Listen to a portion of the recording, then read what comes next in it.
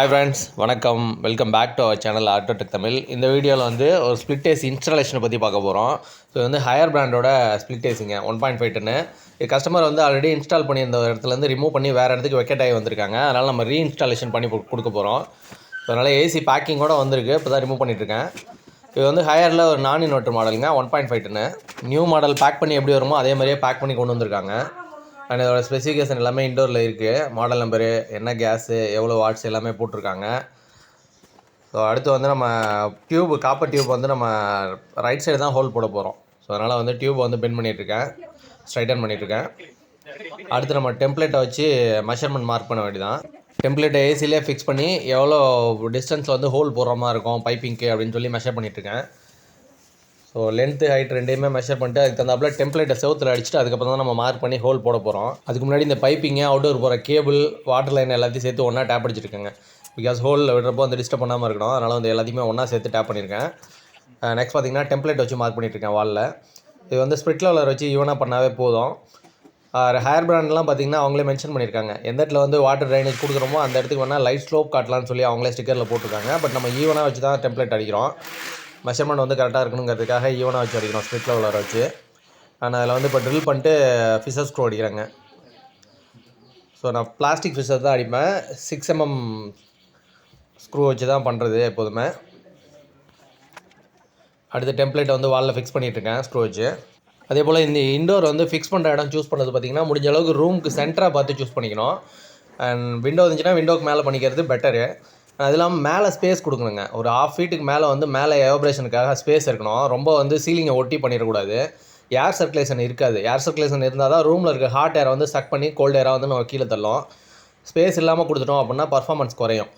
So இப்போ வந்து நம்ம டெம்ப்ளேட் அடித்து முடிச்சாச்சு. அடுத்து நம்ம அங்கே நோட் பண்ண மெஷர்மெண்ட்டை வந்து இங்கே வந்து மார்க் பண்ணுறோம் ஹோல் போகிறதுக்காக. ஸோ நம்மக்கிட்ட பார்த்திங்கன்னா 2.25 இன்ச்சு, ஆல்மோஸ்ட் 3 இன்ச்சு பிட்டு வச்சுருக்கோம், கோர் பிட்டு. அதை வச்சு தான் நம்ம ட்ரில் பண்ண போகிறோம்.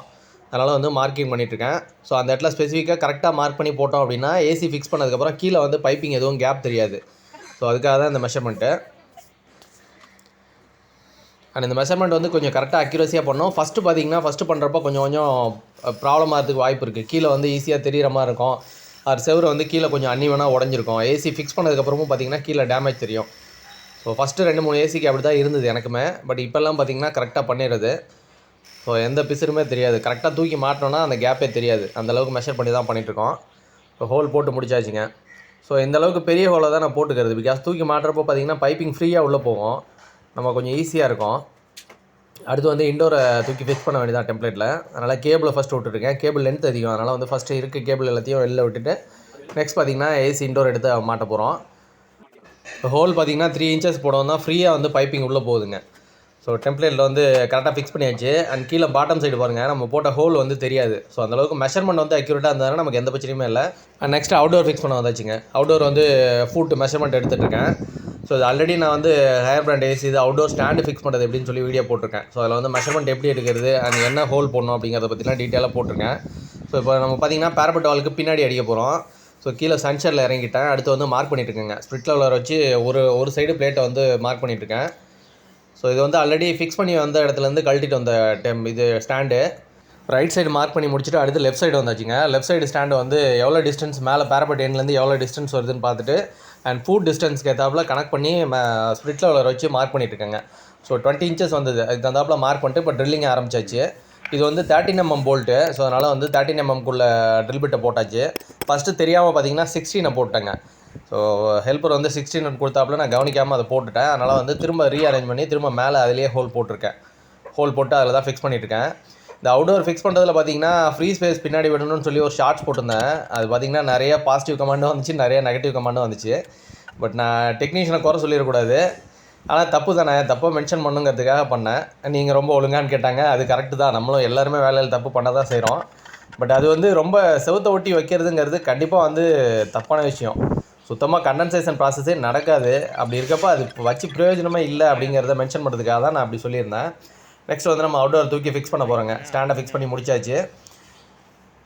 அண்ட் இந்த அவுட்டோர் ஸ்டாண்டு எப்படி ஃபிக்ஸ் பண்ணுறது அப்படிங்கிறதுக்கு ஆல்ரெடி நான் ஒரு வீடியோ போட்டிருக்கேன். ஸோ தேவைப்படுறவங்க ப்ளேலிஸ்ட்டில் போய் பாருங்கள், இல்லை மேலே ஐ பட்டன்லேயும் கீழே டிஸ்கிரிப்ஷன்லேயும் லிங்க் கொடுக்குறேன், பார்க்காதவங்க பாருங்கள். கீழே பாட்டம் போல்ட் எல்லாமே போட்டுருக்கேங்க. இதில் பார்த்தீங்கன்னா டிஸ்டன்ஸ் தெரியும், கிட்டத்தட்ட 1/2 ஃபீட்டாவது கேப் இருக்குங்க வால்லேருந்து. ஸோ இந்த அளவுக்கு ஃப்ரீ ஸ்பேஸ் இருந்தால் தான் கண்டென்சேஷன் ப்ராசஸ் வந்து கரெக்டாக நடக்கும். செவுத்தை ஒட்டி வச்சோம் அப்படின்னா ஹீட் ஆகிற கேஸ் வந்து ஹீட் ரெடியூஸ் ஆகிறதுக்கு வேலையே இருக்காது இதில். ஸோ அதனால் வந்து நமக்கு முடிஞ்ச அளவுக்கு ஸ்பேஸ் கொடுத்து தான் வைக்கணும். பண்ணுற வேலையை கொஞ்சம் முடிஞ்ச அளவுக்கு பிரயோஜனமாக பண்ணுற மாதிரி பார்க்கணுங்கிறதுக்காக தான் நான் அதை வந்து கொஞ்சம் ஃபோர்ஸாக சொல்லிட்டேன். டெக்னீஷியனுக்கு வேலை தெரியல அப்படின்னு சொல்லிட்டேன். அதில் நிறைய பேர் வந்து நெகட்டிவ் கமெண்ட்ஸும் கொடுத்துருந்தீங்க.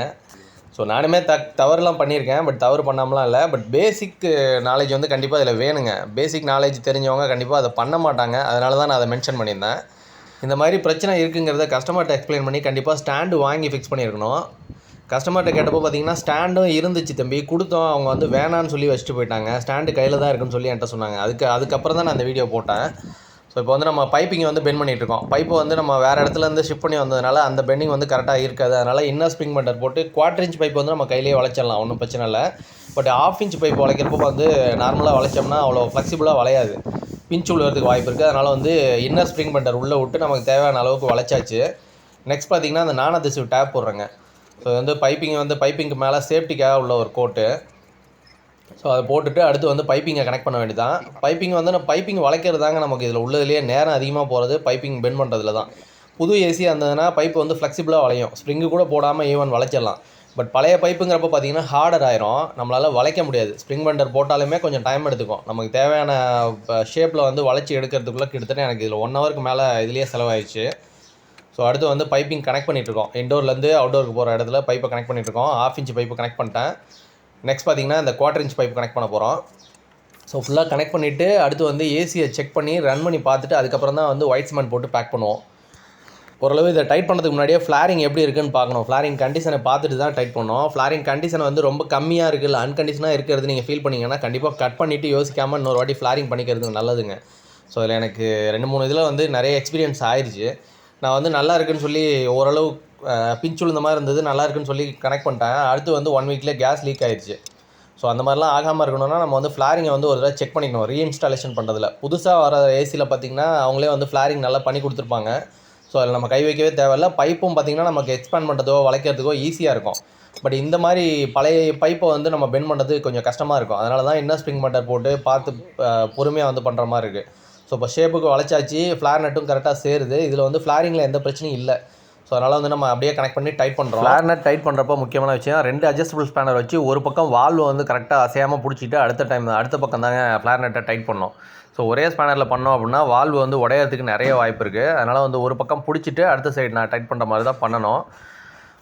ஸோ இதில் வந்து டெஃப்லான் போடாது உங்கள் விருப்பங்க. நான் டெஃப்லான் போட மாட்டேன். ஸோ டெஃப்லான் வந்து பேக் சைடு வேணால் காப்பர் டியூப் இந்த நட்டு ரொட்டேட் ஆகுது இல்லையா, அந்த இடத்துல போட்டுக்கலாம். அந்த இடத்துல போட்டோன்னா ஓரளவு ஃப்ரீயாக டைட் ஆகும். பட் எனக்கு தெரிஞ்சு லீக்கேஜுக்கும் டெஃப்லான் போட்டால் லீக் ஆகாதுங்கிறதுக்கும் எந்த சம்மந்தமும் இல்லைன்னு தான் நான் நினைக்கிறேன். டெஃப்லான் எந்த இடத்துல போடுவோன்னா பேக் சைடு அந்த ஃப்ளார் நட் இருக்கு இல்லையா, ஃப்ளார் நட்டு ரொட்டேட் ஆகிற இடத்துல வந்து ஃப்ரிக்ஷன் கொஞ்சம் குறைவாக இருக்க மாதிரி அந்த இடத்துல டெஃப்லான் போட்டு டைட் பண்ணோன்னா பைப் வந்து ட்விஸ்ட் ஆகாமல் இருக்கும். ஸோ அதுக்காக வேணால் போடலாம். அடுத்து வந்து வேக்யூம் ப்ராசஸ் ஸ்டார்ட் பண்ணுறதுக்காக வால்வை கனெக்ட் பண்ணிட்டேன். இது வந்து safety valve, case charging valve. இது எனக்கு நல்ல யூஸ்ஃபுல்லாக இருக்குது. இது மாதிரி வால்வு உங்களுக்கு கிடைச்சா வாங்கி வச்சுக்கங்க. ஸோ பிகாஸ் டேரெக்டாக வந்து ஓஸை கனெக்ட் பண்ணாமல் இந்த வால்வை போட்டு டைட் பண்ணதுக்கப்புறம் தான் கேஸ் வந்து ரிலீஸ் ஆகும். ஸோ எனக்கு நல்லா இருக்குது, நல்லா சேஃபாகவும் இருக்குது இந்த வால்வு. கிட்டத்தட்ட ஒரு 2 இயர்ஸாக யூஸ் பண்ணிகிட்ருக்கேன். எல்லா இடத்துலையுமே யூஸ் பண்ணுறேன். R22க்கும் சரி 32க்கும் சரி எல்லாத்துக்குமே யூஸ் பண்ணுறேன். அடுத்து வேக்யூம் ப்ராசஸ் ஸ்டார்ட் பண்ணியாச்சு. வேக்யூம் போயிட்டுருக்கு. இதில் இப்போ இன்ஸ்டாலேஷன் அப்போ வேக்யூம் எதுக்கு பண்ணுறோம் அப்படின்னா, இண்டோரில் வந்து ஏர்லாம் இருக்கும், இண்டோரு பைப்பிங் இதில் வந்து ஏர் இருக்கும். அவுட்டோரில் வந்து கேஸ் லாக் பண்ணி வைக்க தான் கொடுத்துருப்பாங்க. ஸோ அதனால் அவுட்டோரில் நம்ம இப்போ வேக்யூம் போடல, பைப்பை கனெக்ட் பண்ணிட்டு இன்னும் வால்வு ஓப்பன் பண்ணாமல் வேக்யூம் போயிட்டுருக்குங்க. அதனால் இண்டோரில் இருக்க இது மட்டும் தான் ஏரு, அன்வான்ட் இது மட்டும் தான் வேக்யூம் பண்ணி எடுக்கிறோம். இப்போ இண்டோரில் ஸ்டெபிளைசர் எல்லாமே ஃபிக்ஸ் பண்ணியாச்சு.